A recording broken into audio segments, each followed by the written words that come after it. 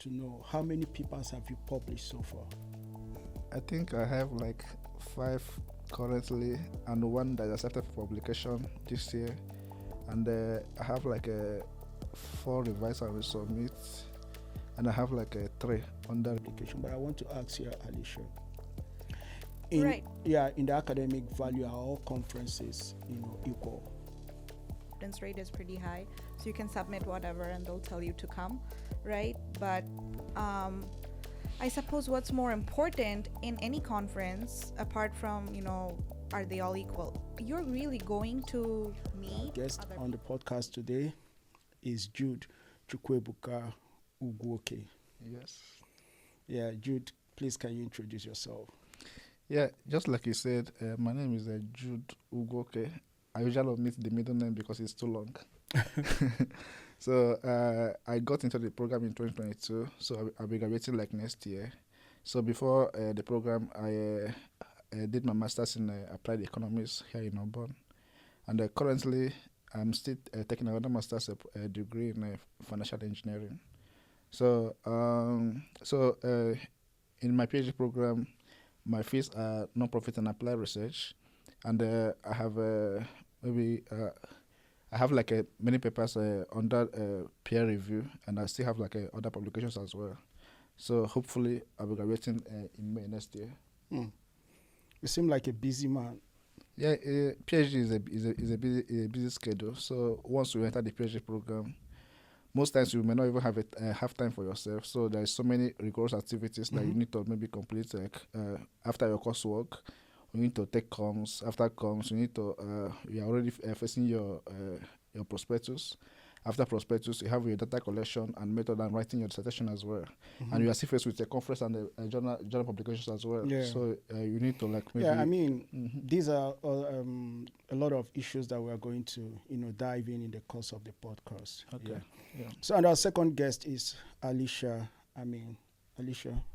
Hi, my name is Alicia. I am also a 4th year, or is it 3rd year? I started in 2022, my PhD program in public policy and administration. I and Jude, we started at the same time. So technically, I should also be graduating next year, but we'll see. It really depends on the state of your dissertation and do you have jobs lined up, a lot of other stuff, right? So before this, I was in North Carolina State University. I did my master's in international relations, and in my undergrad, I majored in economics. But right now, my concentrations are public administration and global politics. But my dissertation, sort of exclusively deals with public administration and in the water policy area. Yeah, and I don't have as many publications, peer review, my articles are not in the peer review process as many of it yet, but I know a little bit about publication, having published once, so hopefully. Yeah, I mean, I just want to say congratulations to you guys in advance, since both of you talked about graduation next year, and I wish you guys all the very best. Yeah, so just to set the tone for the conversation, I will just want to ask, how is the semester coming for both of you? Well, I am teaching this semester. Okay. So it's sort of busy because it's 3 times a week, and then the rest of the time, should be devoted to publications and primarily writing my dissertation primarily, but it's a super slow process. Okay. Are you working on any publication, Jude? Yeah. So first, you asked how the semester is going. So currently, just like Alicia, I'm teaching a class as well, but it's not as busy as Alicia, so because she's taking a class on her own, but me, I'm collaborating with a faculty member for the class. So basically, I teach some weeks, and he teaches some weeks as well. Okay. So basically, I think I have more time to focus on research and publications. So the last week alone, I got 2 more revise and resubmit from journals. I've not even maybe factored those ones into my schedule yet, because I have 2 workshops and I have like 2 conferences like this semester, which I'm still working on the papers for. So basically, the semester is quite busy anyway, but I think with proper time management, I think we will get through. Yeah, I'm curious to know how many papers have you published so far?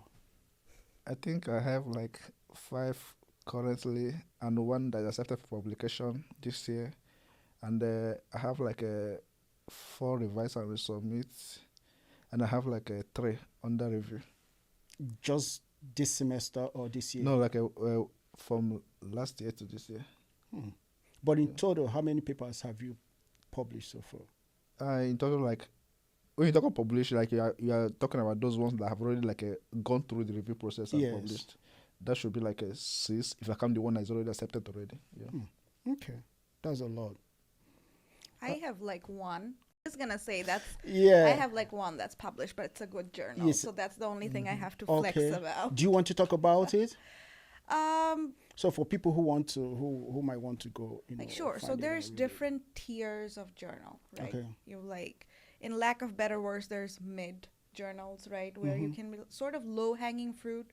You know that, hey, I have like more of a likelihood of getting published here because their acceptance rate is higher.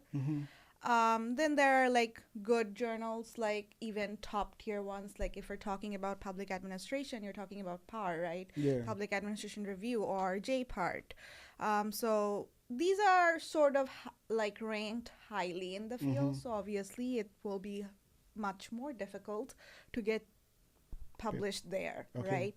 So a lot of the factors you want to look at while you're trying to publish is like the ranking of the journal, what the impact factor is, how many people are citing it, right? And once you're in the field and have published or once or twice, you'll probably get a pretty good idea of where that journal is falls, essentially. All right. So, I mean, we're going to, like as I said, we're going to dive into those critical details that students, need to know about journal publication and, attending conferences. But then, how many conferences, have you attended, so far, Alicia? About like 5-ish. Yeah, so we have limited funding every year, so you can only really attend 1, right, every year if you're not paying out of pocket. So I've been to the MPSA Midwest. I've been to ASPA, American Society of Public Administration, and then there were like local conferences. I've actually just been to Orange Beach. It was Alabama Water Resource Conference. It was a pretty great place. And then like local, there was one in like Georgia that I went to. So there's like, even aside from big ones, there are smaller ones as well. Yeah, okay, it's fine. So, I mean, let's begin to now unpack, the topic, and I would like to ask our guest on the podcast today, what exactly, just to the barest minimum, could you just explain what a journal is and what a conference is? I mean, for the benefit of our viewers who don't actually know what journal publication is or what conferences are all about. So could you just, unpack it? Could you just break it down? So first of all, for my own understanding, so I think like a conference presentation, a conference paper, is just like for you to like maybe because first of all you have a topic, you have maybe like you are still maybe unclear about the method you are going to use for the paper and everything. So you conceptualize your concepts, and again like you are, for a conference paper, you are presenting just your preliminary findings, what you think like maybe you are right about. So when you go to the conference, we now get like feedbacks from your from other people in the field and other professors as well. So from those feedback, you are now like you are meant to like maybe incorporate those feedback into the paper. So these feedbacks, are they in the course of the paper presentation, or yes, are they going to write to you back on the paper you presented? Yeah, it can be both ways. So most of the comments you get is after immediately after your presentation. Okay. So they will ask you questions and they will maybe offer suggestions after the presentations. So, but most importantly, like there are those ones like while presenting, they are like maybe like a core theorist in the field or in the topic they are presenting that are present that day. So they might email you after the conference with like own personal suggestions on how to improve the paper.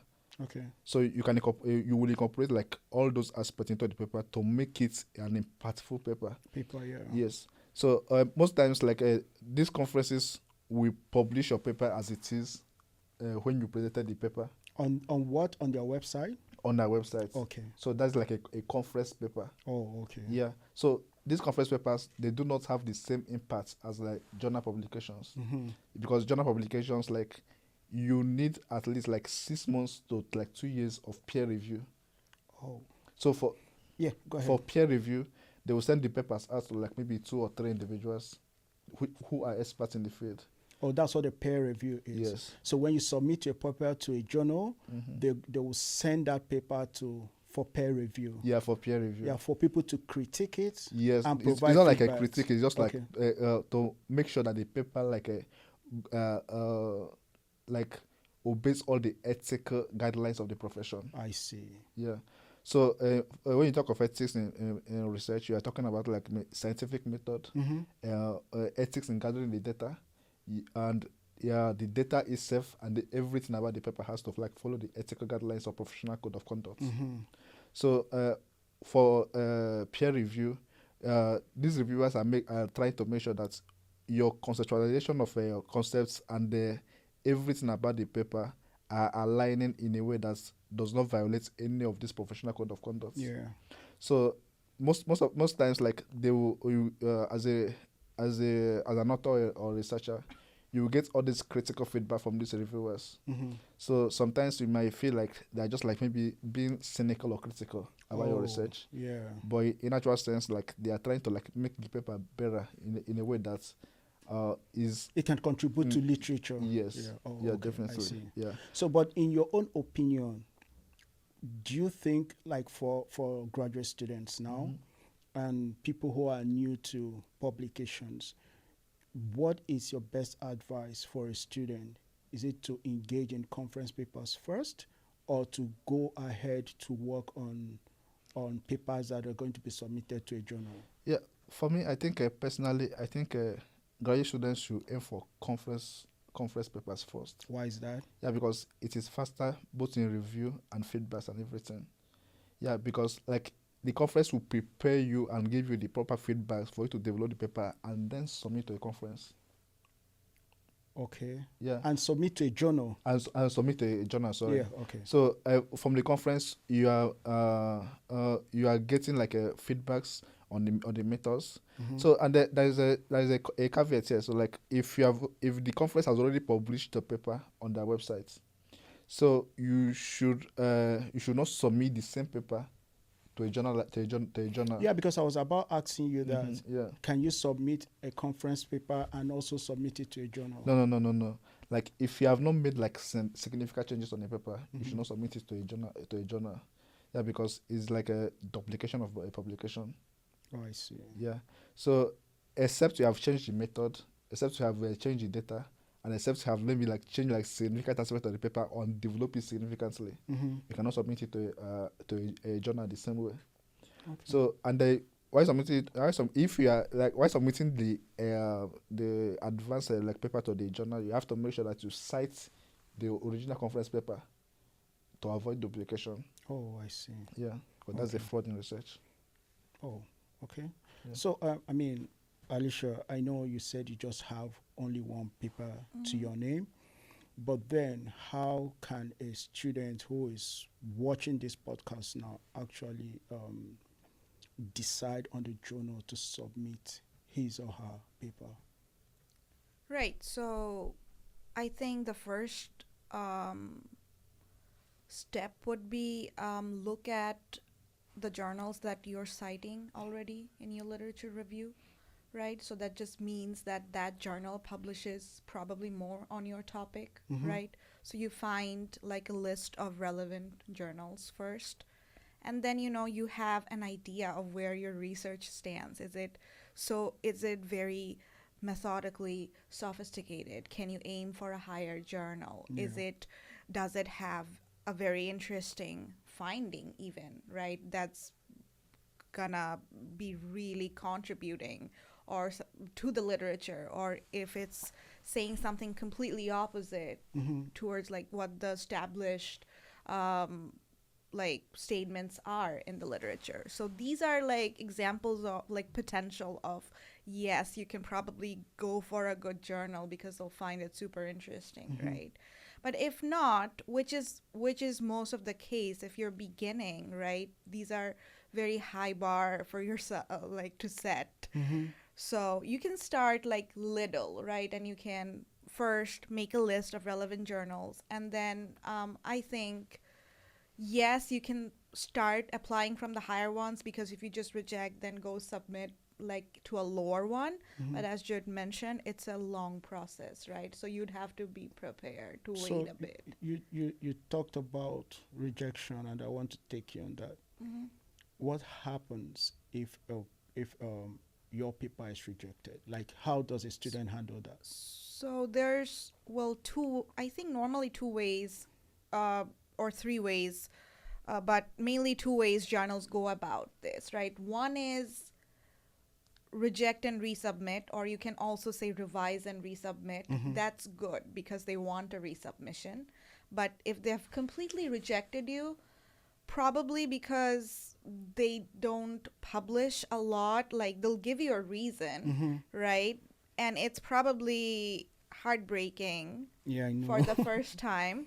But hey, because you've put in lots and lots of time and effort into it. Yeah, but there's so many other journals, right? It just probably means your paper was not a good fit for the journal. Okay. Right? That's all it means. There's no need to take it so seriously, right? So as in like the rejection so very seriously, like this is over, I have no potential. No, it probably wasn't a good fit. So yeah, but I mean, students might want to consider going to a more high impact journal, than also going to like, what do you call it, an open access journal or something. So I think like there's high impact, then there's like sort of like a middle tier that's not open access. So it's not like if you can't go to the top, you're at the bottom. There's a substantial size of mid-level journals that publish good research. Maybe it's not par, but they still have as much like dignity and status in the field. Like you're gonna be seriously, other authors you'll see probably have published there, and they'll take you seriously. So it's not as if you can, your first few ones will probably not be at a top journal, and that's fine because you're just starting out. Okay. Well, you want to say something, Jude? Yeah, I think she's absolutely right in what she said. Like, when you come to journal publications, like generally there are like two classification of journals. First of all, we have like a closed access journal and open access journals. So closed access journals, like they do not have like the full text available after publications, while open access journal, like you can have like the full text available when you publish your articles. So, but in all of these things, like she explained earlier, like each of them has like a journal tiers. Like we have like a low impact journals, middle tier, and the top journals. And like she explained earlier, like you don't have to like aim at the top tier journals when you're just starting out. You should maybe target the middle tiers first. So if you get rejected by the top journals, you have to like maybe it doesn't mean that your research is bad or it's not like you don't have any potential at all. So you have to like maybe like take a step back and maybe submit to a middle tier. Without any form of edit to the work. Most times you can just like maybe, because all these journals have their own like submission requirements. Okay. Based on what counts, based on other factors as well. So, and even a citation method, whether they use a APA or MLA style. So you have to check like all these requirements and modify the article based on this requirement of a particular journal. So while submitting the particular article to a different journal, you have to check all these things to make sure that, because there are so many, there are like 3 types of rejections for a journal. First of all is you have a desk reject. Desk reject means that your article is not like is not of any fit at all for the journal. So once you submit your article, like they will check the scope of your article, check what the article is about, and if it does not align with the scope of the journal itself, they will not send it out for peer review. So they will reject it instantly. So just they do their first kind of internal review. Yes, like these ones are done by the editors of the journal itself. Okay. To make sure that it's a good fit for the journal. So once they make sure that it's a good fit for the journal, they will now send it out to peer review. That's other accredited individuals in the field for that particular topic we are submitting your listing on. So once they send it out, that's like the second stage of the peer review process. So these reviewers will now go through the papers and determine whether they have to make corrections or whether the paper has to be rejected and rewritten all over again. So if they reject it, that's the second form of rejection. That's the rejection after a peer review. And most times, like a journals, like you can go up to like a 3 or 4 stages of peer review. So they will now they'll send you the first revise and resubmit. You will revise your paper and resubmit it again, and they will now send you the third one as well. Most journals even go up to maybe like 4th or 5th revise and resubmit based on what they feel like the article should contain that is missing in the article you submitted. So most times after all these tests and everything, they might still reject your article.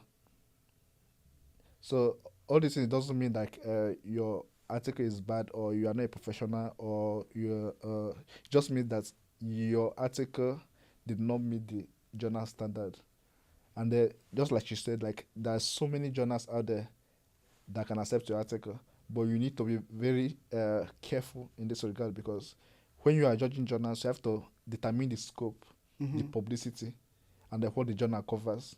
So most of the journals, like if you publish in a particular journal, like you might not get a single citation for months because of the scope of the journal is limited. Yeah.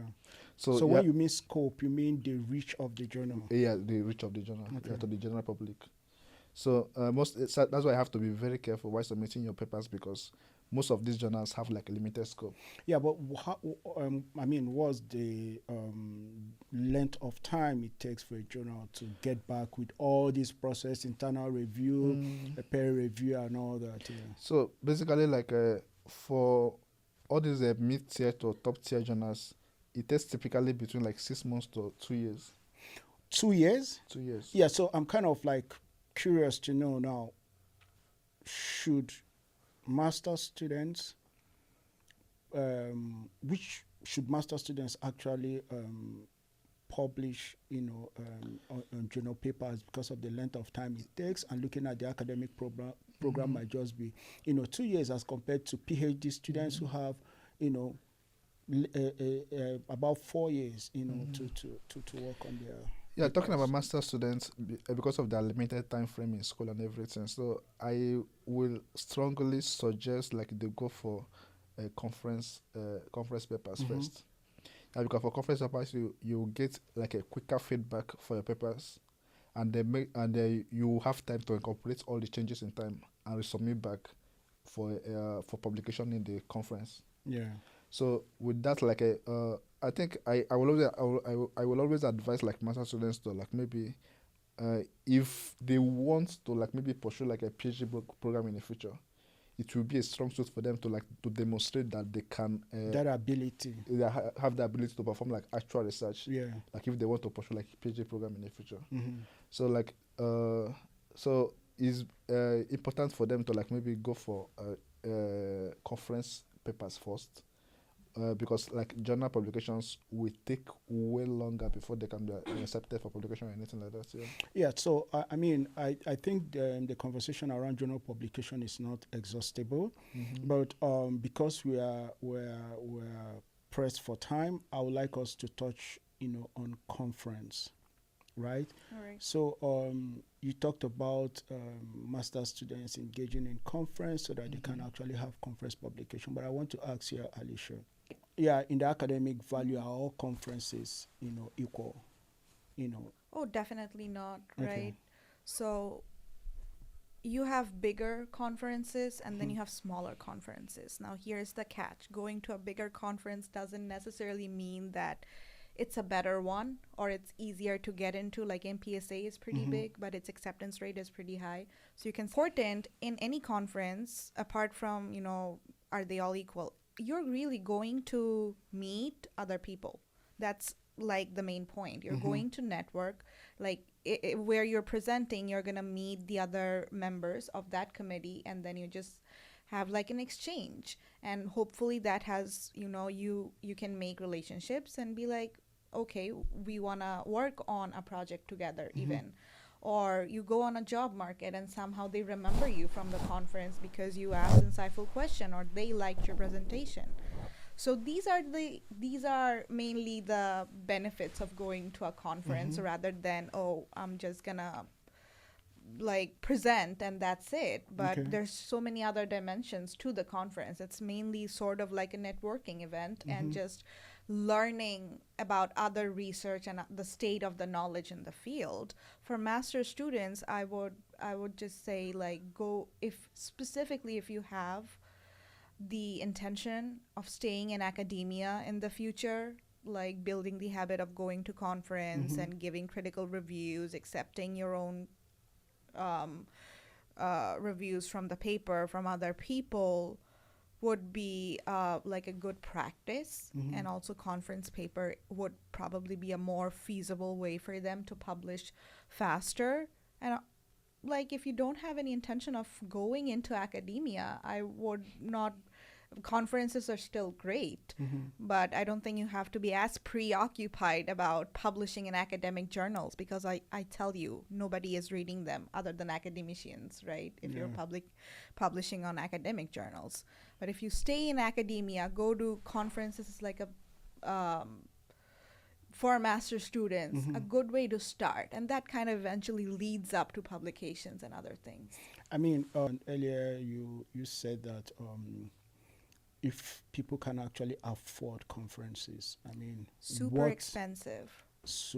I mean, not all of them. Like the local one that I went to was in Georgia, day trip, right? So that was way less expensive. But I'll give you an example. Most of the bigger conferences are hosted in a bigger city, right? Next year, ASPA, Society of Public Administration, used to be in DC normally. They shifted to Hollywood, right? So I'm not, I can't afford, even with departmental funding probably, you can't go and afford to stay in Hollywood, California, right? And California is more expensive, way more expensive than Alabama, right? So right now, the departmental funding is $750, right? But you can ask for some additional funding from the graduate school. I believe 400. 500, I think. Yeah. So that's and that's like a one-time thing in the semester, right? Like once every academic year. So you're pretty much like, with maybe $800 to $1,000, you're pretty much if you're going to city like Chicago even, or DC, and you're gonna have to stay 3 nights at least, or 3 days, 2 nights, you'll exhaust that. Yeah. Right. So just for the purposes of our viewers, so the department actually supports students for conferences. So is it exhaustible in a year or in a semester, or can you go to multiple conferences? In an academic year, is like typically 2 semester, fall and spring, you get a total of $750. Just for that's it. Academic year. Oh, okay. So essentially for 2 semesters, you have a total of $750. Now, if you have only used up 500, sure, you can get the rest, right? In the next semester if you go to another conference, but it's not gonna pay out more than $750. But So are there other funding opportunities open to students that maybe like getting like a fellowship or something of that nature that could actually support you attending a conference? Yeah, definitely. Like if you have fellowship specifically, they normally have allotted money that you can use to go to conferences. Sometimes the conferences that you're actually going to, you can ask them normally sometimes they also give out for students, so you can ask them for money. Funding They'll give you opportunity. funding opportunities. Mhm. They'll give you probably some if they have it available. What else do you think, Jude? Other Yeah, I think just that what you say, because and again, like there are so many other organizations. I think I've applied to like some others like ACLS for conferences, though I didn't get the funding anyway because they are very very competitive if it's not your institution of study. So basically, there are others that might maybe try help to afford your conference, but it is not easy to get. And again, like the conferences system that she mentioned, I think all these conferences like they have so many grants to give to students, but they prioritize like early registration. Mhm. So you have to register early and demonstrate that you are willing to attend the conference for them to give you the and your paper must be spectacular as well. Yeah. So for this, for example, like for this ARNOVA conference that is coming up in November, I got the ARNOVA Fellowship Award for the Oh. conference. How did you get that? So they sent us the memo on email like from the department to apply for the fellowship. And you applied. I applied, yeah. Okay. And So that means the department actually provides those funding Yes, opportunities yes, that yes. are not within the department. yes, like Okay. if they see any avenue that will maybe help students, like they will maybe try to send out emails like to students like that that are in that particular field Okay. to apply. Yes.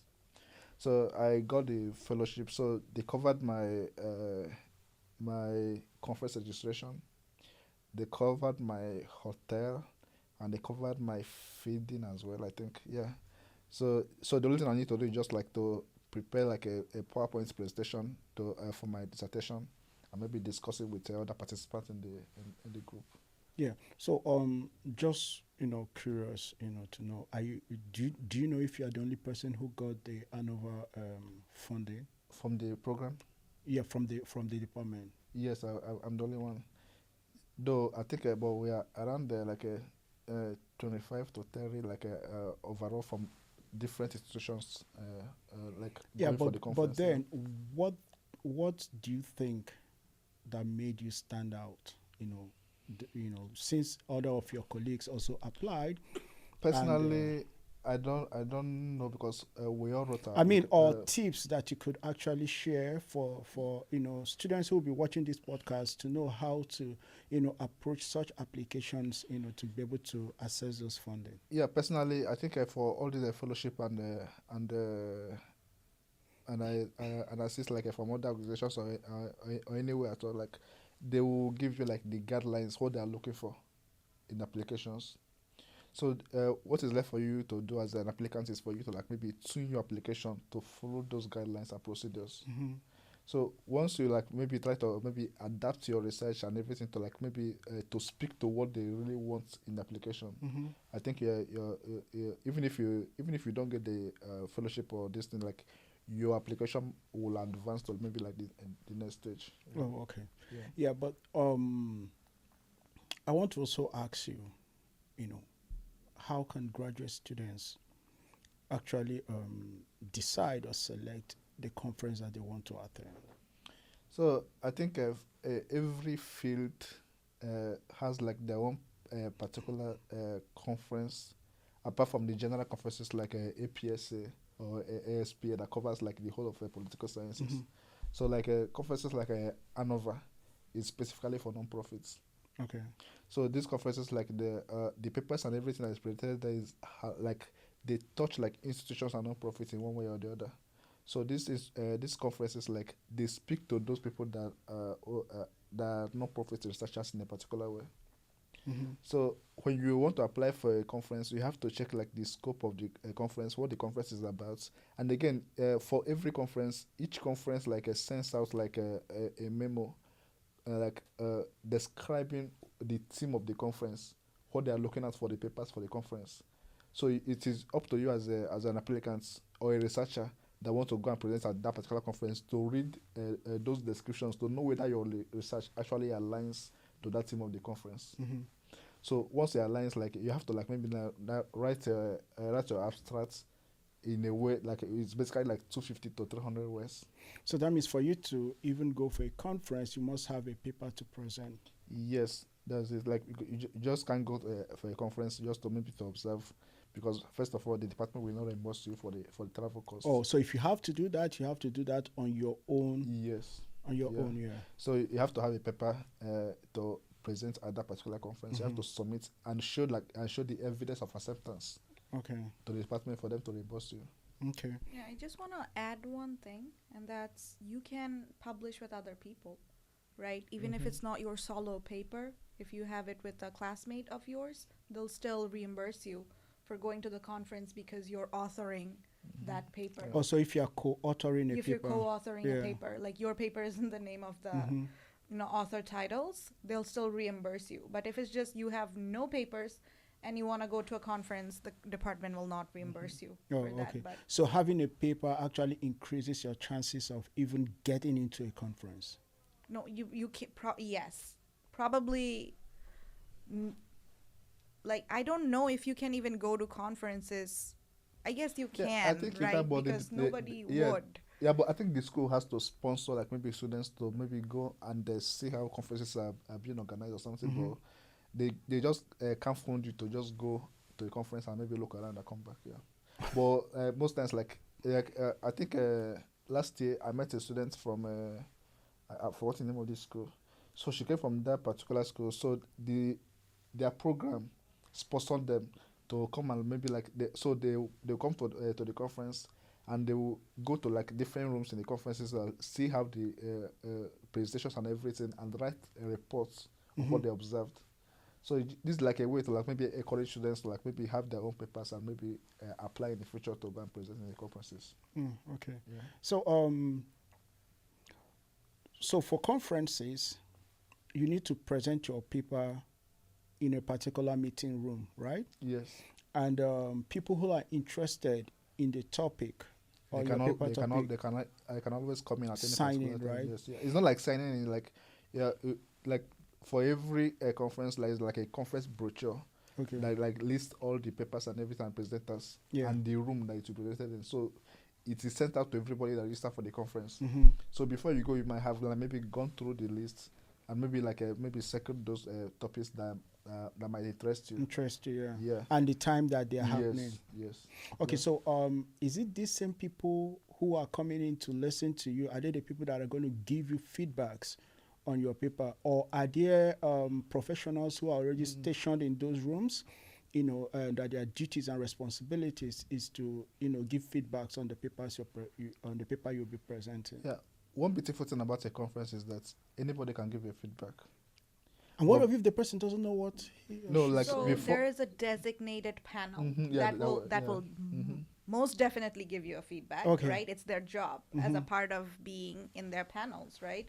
There's even for some conferences, I know that you have to send your paper in advance, and they'll even send the reviews in writing to you. Okay. But most of the time, you go there, there's a panel there, and they will just verbally tell you, like, hey, maybe like, what about this?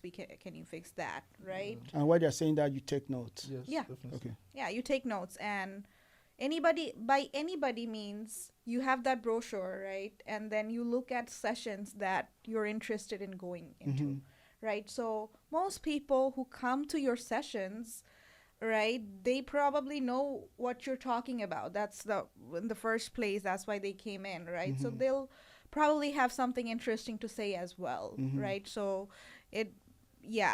but there is a group of people that most definitely will give you the review because it's a part of their job. Yes. So how do people get to be in the panel?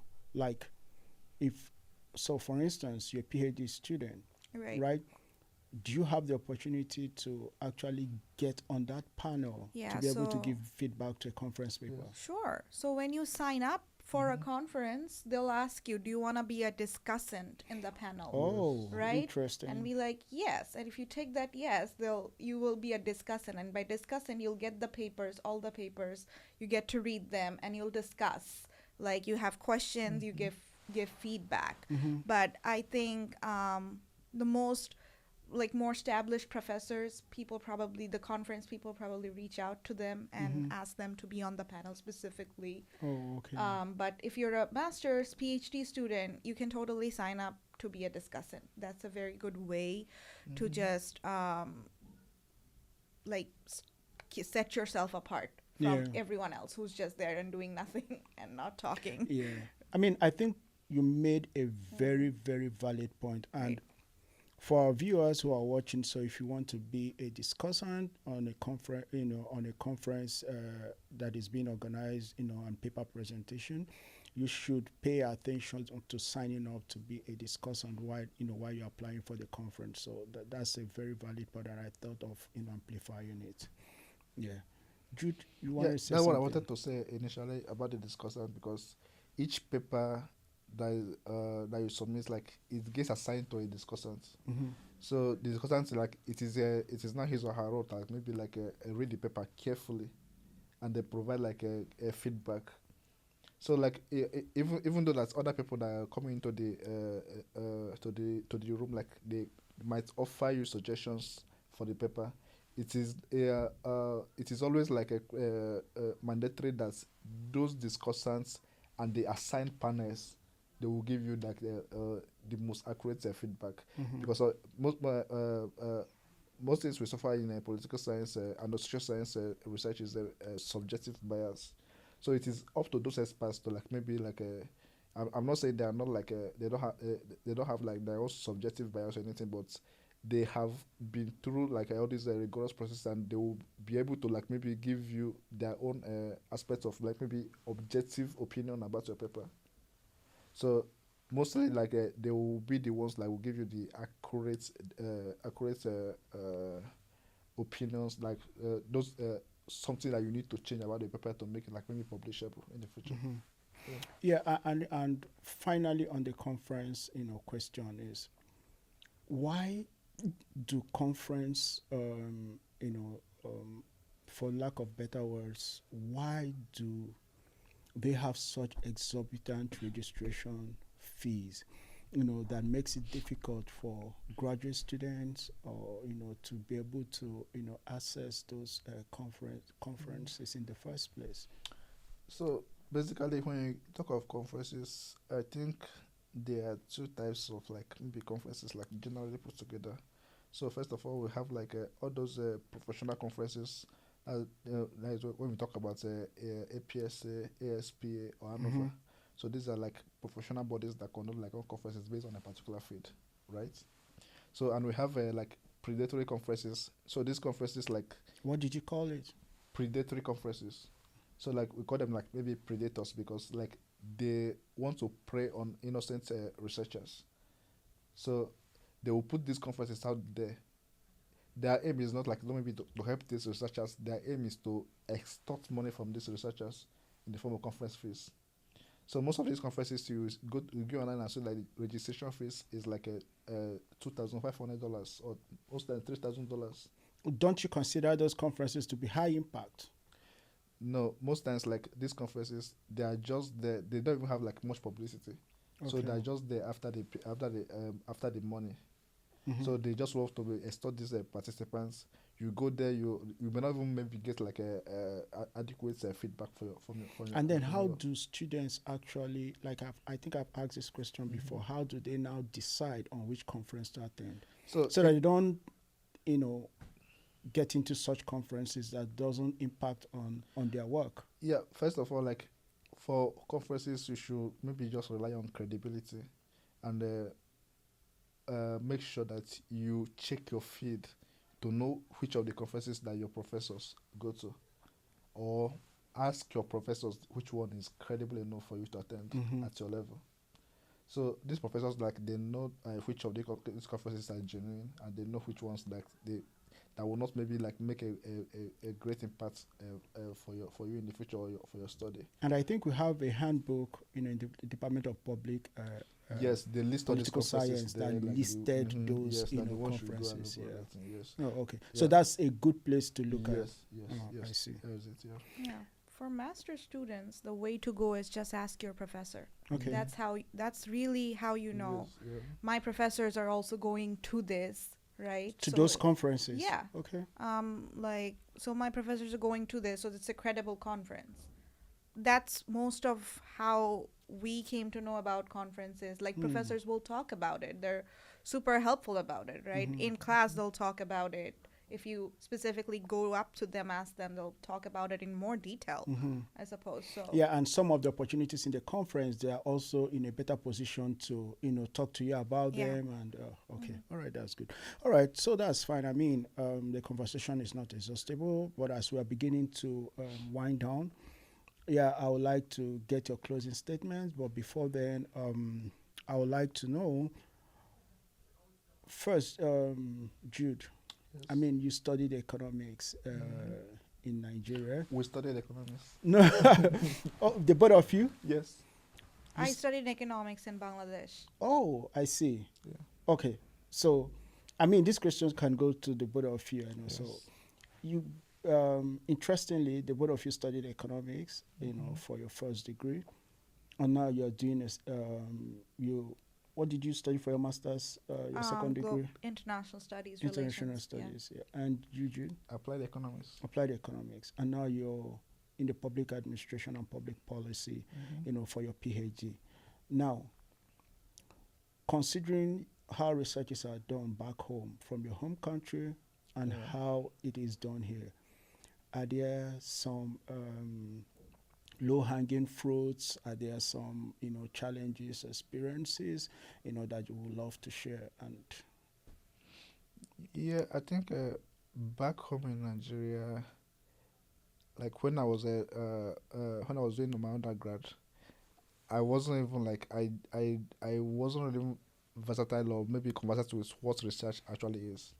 So then, like, we were just maybe focused on our final projects for our BSc program. So that one, like, we just I'm not saying like we just did anyhow, but we don't have those knowledge and skills that we have now, like to make like a great impact for research. So that goes a long way to tell you, like, maybe like the quality of education, like in so many aspects. Like, for instance, like for economics, like we can use like so many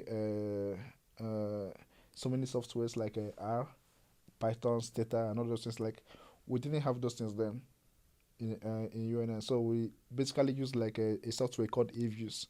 So eViews can just maybe give you like a descriptive analysis and they give you like maybe your regression table. So all these softwares, like we have like so many limitations then. So when I came to the US, like during my first 2 semesters, I kind of struggled because I was seeing like a vast difference between what I was supposed to learn in Nigeria versus what they're teaching us like then. Yes.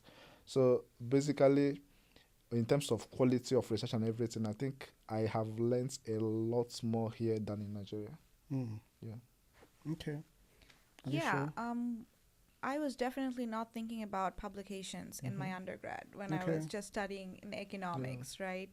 But I know students, very high achievers, who had also been to conferences but regional, very regional scope, because that's where the professors from Bangladesh were also going to, and they have published, but that's just very that's rare. If you're an international student coming to the United States, just it'll probably be a very novel experience, specifically if you're coming from a developing country.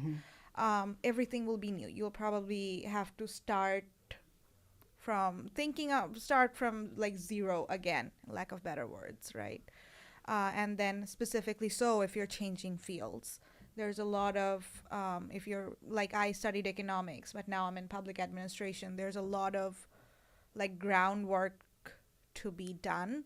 So I would like, my advice to students who are coming to do that is to just get the basics right. You have to build a foundation of the core literature, and this is where your classes comes in really handy, because that's what you'll be assigned to read. Yeah. So maybe, like, apart from focusing on conferences and journals, you have to build the foundation first, and it's probably gonna be new. It'll be nothing like what you did back home. But it's this is what you're here for. Like, embrace the experience.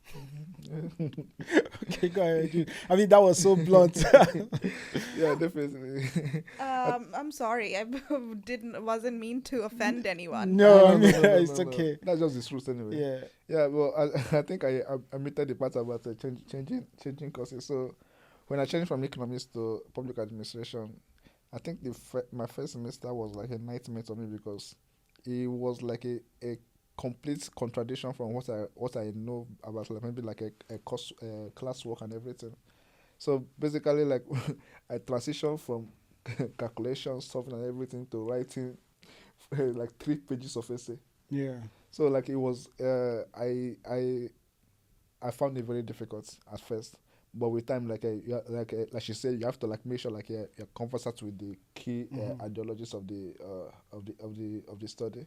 So you have to make sure that you prepare yourself very well to read those fundamental textbooks like they're provided for you. So these ones will give you like maybe the groundwork, like maybe adapts to anything in the future in the program. So like she said, like when you come into the program phase, your focus shouldn't even be about the conferences and everything because it is this core boost that will prepare you to even maybe like have a research topic to research under this program. So you have to get the concepts right before you make attempts to maybe like have a paper or anything like that in the program. All right. So my producer is signaling me that we are really out of time. So we just have like 5 seconds. So I just want to take your closing statements. Like what advice would you give to anybody, graduate students who are struggling with conferences and publications, journal publications, and then you give your final statement. I think if you're struggling, definitely talk to your professors. Like they're just gonna help you, guide you the right way. So that's like if you're struggling, it's not a dead end. You talk to a professor, they'll help you figure out a way. Yeah. Yeah, I think I'll take a cue from what she said initially about conferences, like that you're going to conferences doesn't mean like you are going with your own paper. So you have to, most times you are going with a co-authored paper. Yeah. So co-authorship is the key for me. So basically, you have to work with your peers, you have to work with your faculty. So if you come to the program, there is nothing that you will be interested in that there is no faculty there's no faculty that might maybe like have an idea of what you want to study. So they're always there to guide you. So you have to like maybe talk to them, and also like for conferences and all these things, like you have to check yourself and maybe know where you're strong at. So if you're strong in methods, if you're strong in maybe a theory, if you're strong in theory, you should team up with someone that's strong in methods. By that way, you can create an impactful research. Just the same way, if you're strong in methods, you have to like maybe team up with someone that is strong in theory. So everything is about collaboration. So most times, like first working with the faculty and your peers, like it will ease you the stress and everything, and it will even make you like maybe the publish in time compared to if you're working alone. Yeah. This is the longest 5 seconds I've ever seen. Okay, so guys, thank you so much. I mean, I think this is a good point to draw the curtain and bring this episode to a close. I thank you, Jude and Alicia, for being on the podcast, for this episode. So stay tuned until we see you again on this episode. Thank you. Thank you.